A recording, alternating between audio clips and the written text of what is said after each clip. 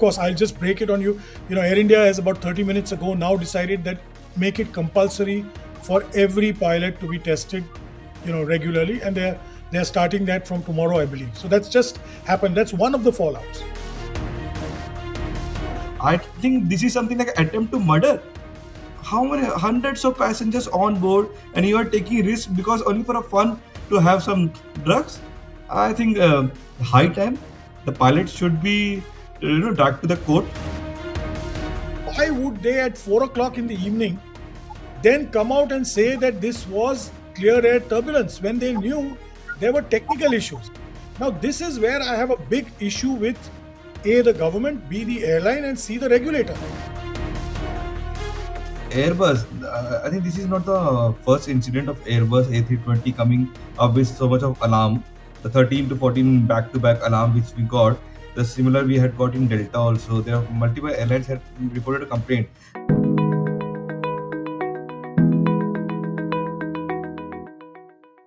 Hello and welcome. You're watching me, Sanket Upadhyay, on The Federal. The show is called AI with Sanket. This is the AI of news because news in India today requires not artificial but analytical intelligence.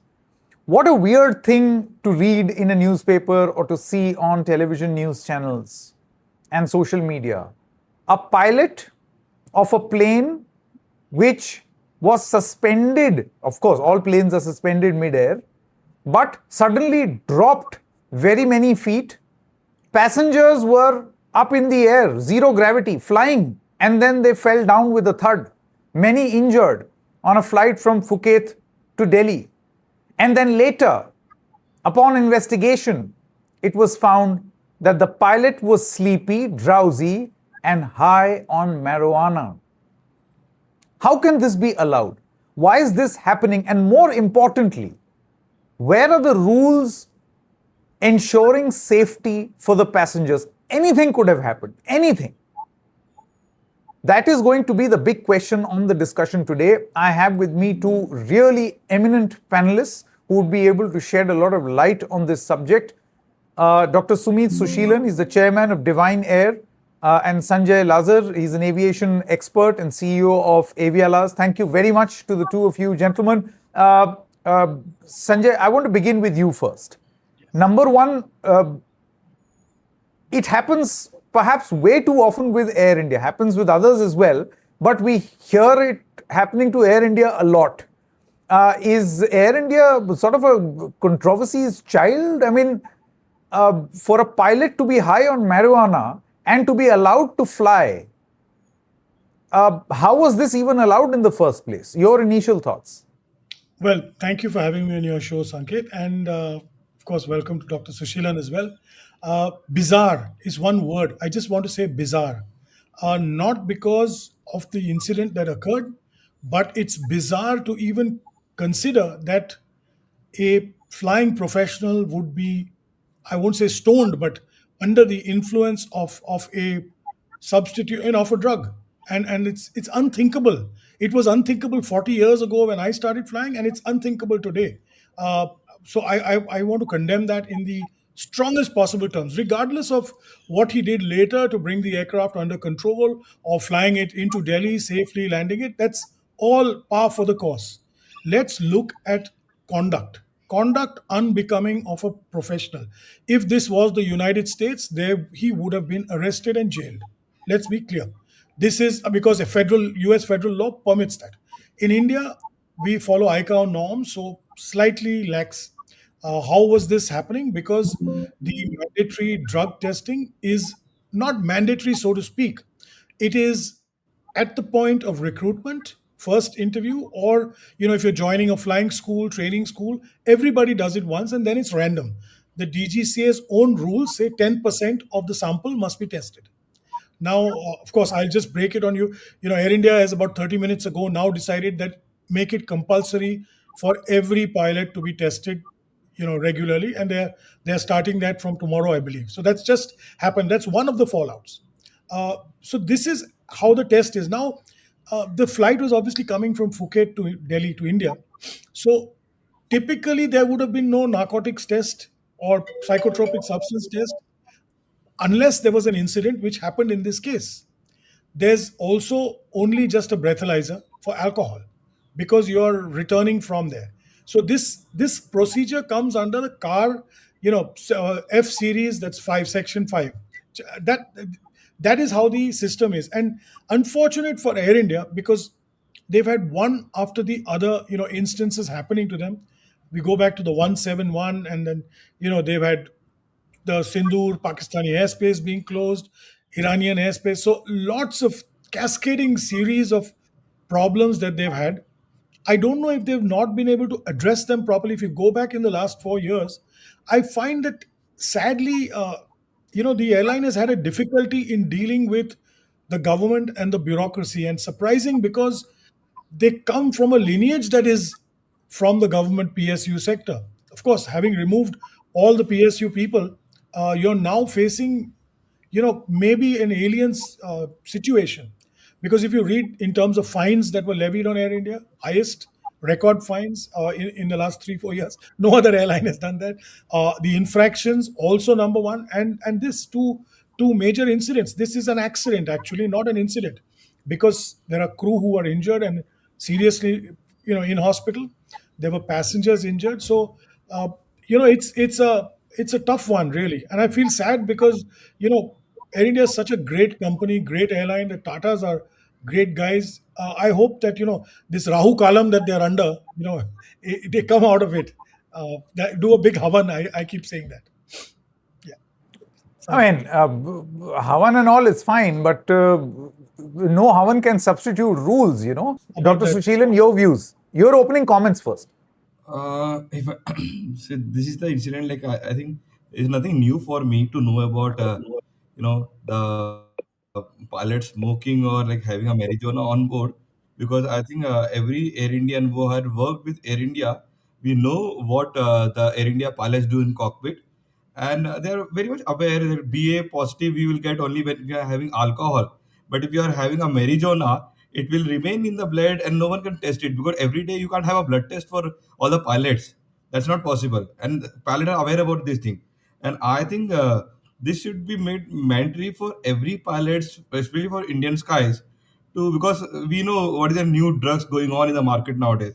So definitely this type of behavior by Air India pilots, as expected, because I have personally flown with Air India multiple time. I had taken flight, and when I've been to cockpit, I know what was the experience with me. And like when I was employed with Air India, when we used to say, is it allowed, they used to say that we are the people who rules the sky. So I think definitely nothing new for me to know about this thing, but this is the only incident came up because of the what the medical test happened, and we came to know about the substance we found in their blood. So, and now I'm eagerly waiting to listen from the pilot unions. Every time when I'm on screen, this pilot union team used to come and say that we are always against Air India pilots. We are not against any pilots. We are a team. The entire Indian aviation is a team. And why we will against for any pilots? But this type of incident, because I think this is something like attempt to murder. How many hundreds of passengers on board, and you are taking risk because only for a fun to have some drugs. I think high time the pilot should be dragged to the court. Definitely AIB will be doing investigation, but definitely a criminal case will also should go along with this thing. Yeah, yes, Sanjay Lazar, you see, the point is, I liken this situation to, the typical rowdy Delhi drivers who, once drunk, want to take a shot at the steering wheel. Aaj gaadi bhai chalayega. That sort of a sentiment. But this can't happen in an airline. It just cannot happen. And fine, you have a union, nothing unjust must happen, and the pilot must get to register his statement. Sanjay Lazar, my question to you is, you see, just because we have outdated rules, and just because the pilots are unionized, it's nice for the pilots to have their voice. It will help them organize themselves if there is any injustice. But you cannot unionize and put forth your wrongs as well. So, Sanket, just to clarify, the regulations on psychotropic and psychoactive substances was promulgated in 2021, I was very much part of, when the deliberations were going on. I was part of the airline at that time, and they were approved in 2022. So it's not antiquated, first of all. It comes from the ICAO Annex mandate, which is ICAO Annex 13, and we follow what the ICAO does.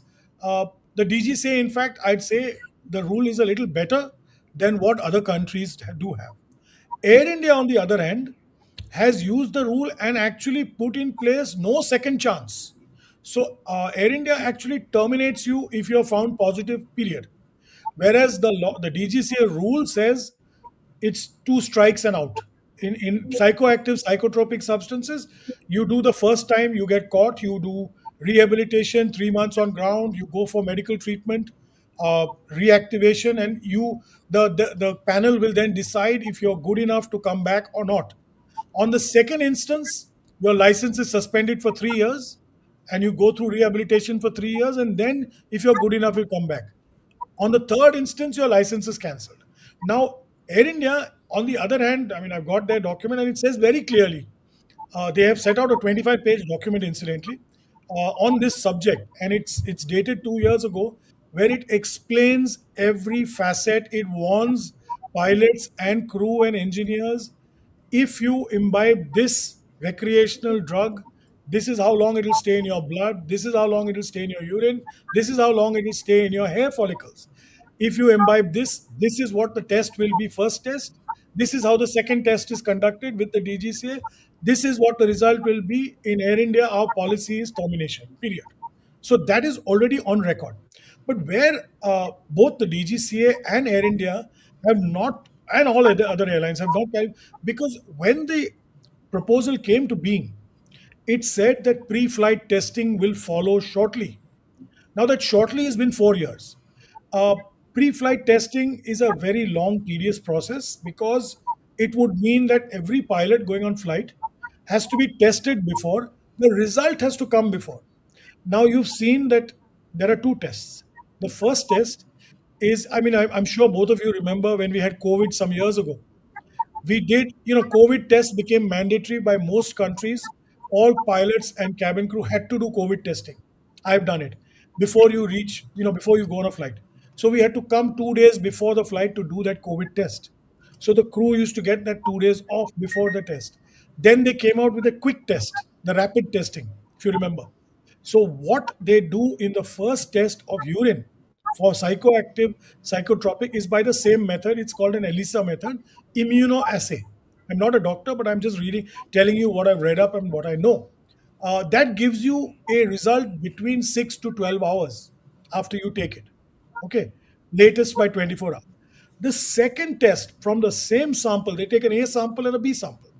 That test goes to the DGCA's authorized laboratory, and that, if the first test has shown a non-negative, non-negative means it's shown presence of some untoward substance, we don't know what it is, then it flags the DGCA's office. The DGCA then looks at specific testing. So they use what is known as spectrography, and that's a very deep, intensive test. It breaks down, and they search for about 9 drugs, listed drugs, which are also listed in the card, which are listed in the circular, and then they have this program. So this is what happens. That takes from 4 days to 7 days sometimes, just to give you an idea. So that second phase has not yet been done, pre-flight testing. Like I told you at the beginning of the show, Air India has just announced 30, 40 minutes ago that they will now have 100% testing for pilots.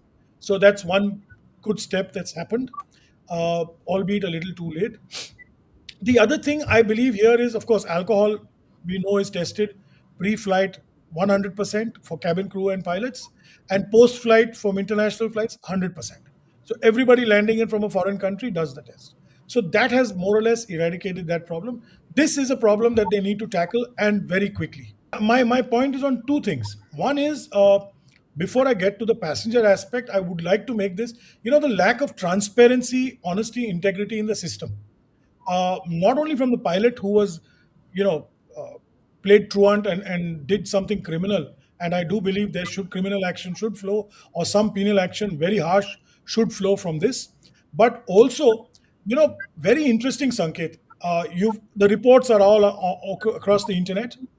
By 11 o'clock on the morning of the 4th, Air India, the DGCA, the ministry all knew exactly what had transpired in that aircraft because they all had printouts and they had a copy of the report, 11:30. They had a copy of the report filed by the pilot and the engineering. Therefore, why would they at 4 o'clock in the evening then come out and say that this was clear air turbulence when they knew there were technical issues? Now, this is where I have a big issue with A, the government, B, the airline, and C, the regulator. You have to, when you are becoming the third largest aviation market in the world, we have to build confidence for the consumer. We need to build trust. And trust can only come with transparency. I'm not saying you publish all the reports. I'm only saying let's guide the passenger or the traveler in the right direction and not allow people to misuse or manipulate media. As you've seen, we have had a media circus over the last 10 days, 8 days. Today is the 13th. We started on the 4th. In 9 days, we've seen like an episodical, Saas bhi kabhi bahu thi, one day. Now, remember, the cabin crew filed the report on that day. The testing was done on that day. The technical report came on that day. But it's all being released one day at a time. And that is what I have an issue with. Either you will keep it locked in key, AAIB inquiry, we'll respect that. We are very happy that it's going through that. But don't allow wrong statements to come out. I mean, if you go on Twitter, you'll see the Honorable Minister's tweet still says turbulence the day he visited the hospital. And that means they misguided even the Honorable Minister. And that is where I have an issue. That's one. Now, for the customer has a right to say, I'm not comfortable. I don't want to fly this flight. Okay. If he says the eyes are red, they will happily offload the customer. That is within his rights as a consumer, whether abroad and in India. And that is something that he must take. The second aspect is there is no other way unless he's putting a whistleblower complaint to the DGCA or the airline directly or both. That's the only other option in this kind of a circumstance. And I want to make this clear through your channel because I have said from day one this was not an incident as they all called it and then upgraded it to a serious incident. In my view, as per the ICAO norms, this is an accident. And therefore, they have to classify it as an accident because people are hospitalized and injured. It falls in the norms. Therefore, there is compensation payable. There is a process, and both BEA and Airbus are part of this inquiry. I do believe this is going to expand. There's already a precedence in law, the Vistara case, which the High Court has also approved earlier. So I want to make that very clear to passengers who watch your channel and consumers who view. You have a right. You flag some issue. I mean, I'm sure all the airlines have their apps and their portals where you can flag issues.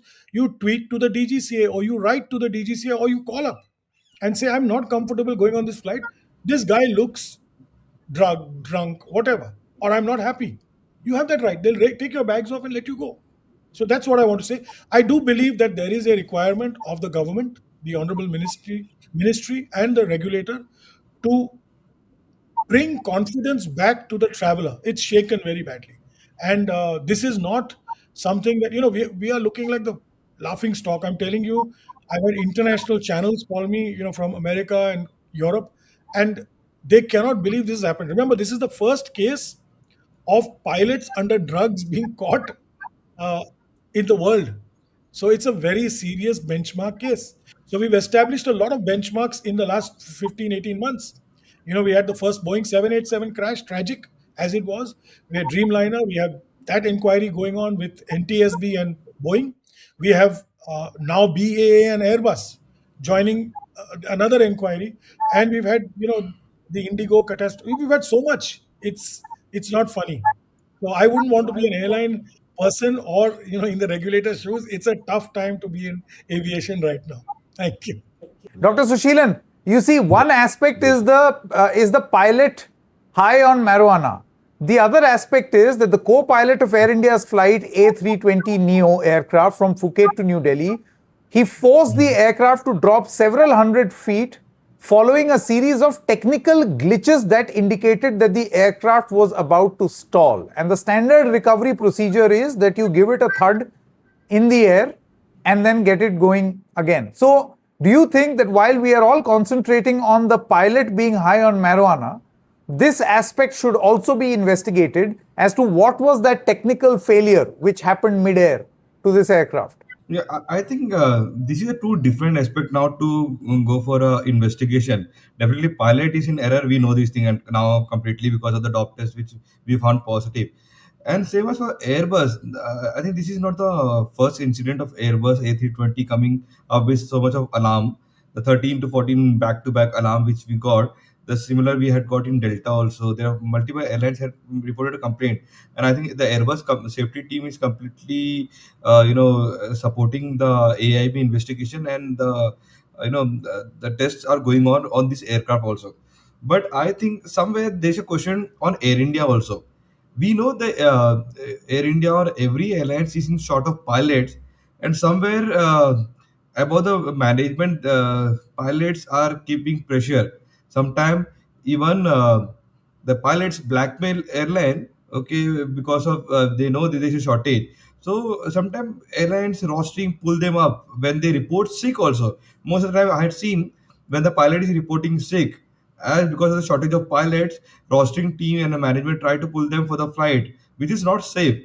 Definitely, the policy have to be drafted in such a way where, when a pilot or a crew is reporting sick, should be, without asking any question, should give them the relaxation on the medical ground instead of just pulling them because of the shortage of pilots. So this is somewhere like, now if now we know that we had found positive on marijuana. We don't know like when he had taken the marijuana. Might be on his leaves, or might be he was not flying. We have to get the entire report. Completely blaming might be he was taken these drugs during his flight. We have to wait for the report for that, I think.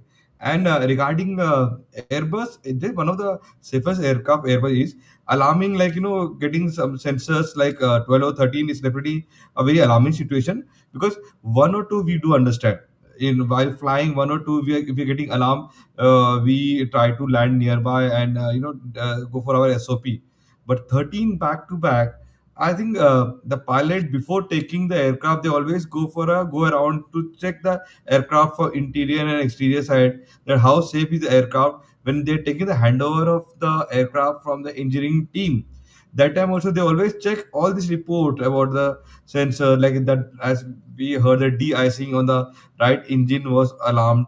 So I think somewhere something is neglected completely over here. And the company, especially Air India, is for them, they have to buckle up now, because the CMD Campbell is moving out. Few months left for him. A new Ethiopian Airlines CEO is taking charge over here as a new CEO. So he's gonna have a lot of pressure from the government side, from the public, the passenger sides, because now the whatever the branding expense they did so far, gone in a drain completely. Because now people are not trusting. Because I just came back yesterday from Trivandrum to Delhi, the flight was empty. It was only 60 passengers and a flight of 180 capacity. Only 60. So it means, and I heard the airport guys were telling me it was last minute cancellation. The passengers canceling the flights. People are not trusting these airlines to fly anymore.